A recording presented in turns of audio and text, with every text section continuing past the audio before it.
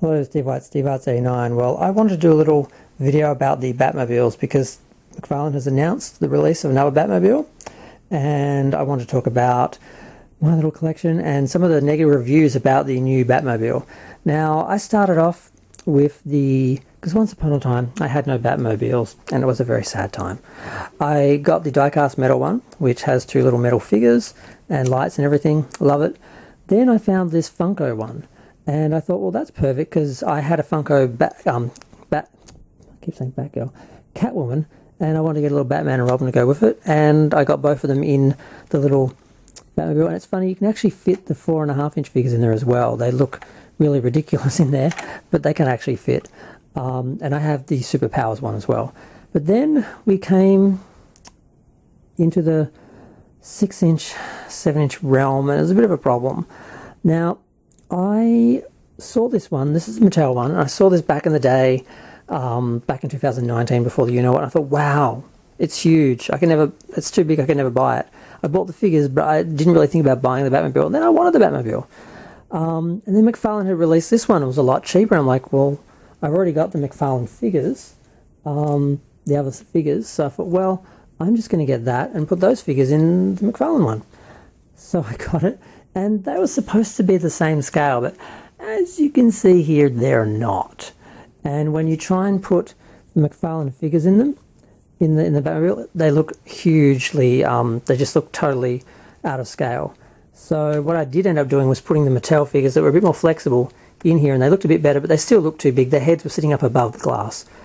And what I eventually realised was the 4.5-inch figures actually fit perfectly in here, and although it's a little bit bigger than the Superpowers Batmobile, the actual car was a little bigger, I think. So it looks fine. So this works perfectly for 4.5 figures. So I have 4.5 figures living in there. And I bought the Mattel version, which was really expensive usually, but I found it really, really cheap from someone, and I bought it.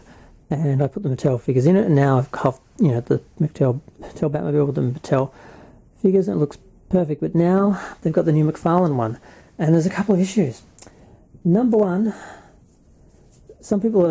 there are some bad faith actors people who hate Mattel, who trash McFarlane, people who hate McFarlane, who trash Mattel, and a lot of bad reviews, but some things can't be ignored, like this is the Batman, which I will be putting in the 7-inch McFarlane Batmobile, except you can't. That's as much as he can bend. There's no way he can sit in the car without destroying his little shiny briefs there, which they are sort of soft material, but they're going to warp it. And the cape's also a bit tricky. I don't think the cape's that tricky because it does the creases come out really well with this. I've noticed you can crease it up and you can sort of fix it. But yeah, that's there's no way that's going to like sit in the car. So I'm buying it to put this in it. Now I can stand him in front of it. He's going to be the right scale, but he can't sit in the car. And what one person was suggesting is the NECA Batman, which is around 7 inches, can fit in the car, and he'll actually look quite good in there. Now, there was some complaints that there isn't a Robin. There should be a Robin to come with it because we've already got a Batman, and that would have been good. It would have made it more valuable. The other thing people were saying is they should have done a Batman with like different hip articulation that could actually sit in the Batmobile, or maybe a half cape or something like that. But I'm quite happy to put this one here because my NECA Batman, 89 Batman, is living in my Batmobile, my McFarlane Batmobile, so it kind of makes sense, partly because he had a broken leg and I didn't want him, it'd been repaired, but I was scared it was breaking off again, so I thought he can just live in the car so I never have to worry about his foot breaking off again. And he doesn't sort of fit with the other McFarlane scale ones, and neither does this one, so I guess this Batman will live in the car, in the Batmobile, and the other one will just be standing on display and can stand with the other Batman McFarlane figures that I've got, which is fine. But a little bit disappointing that he can't actually fit in the car.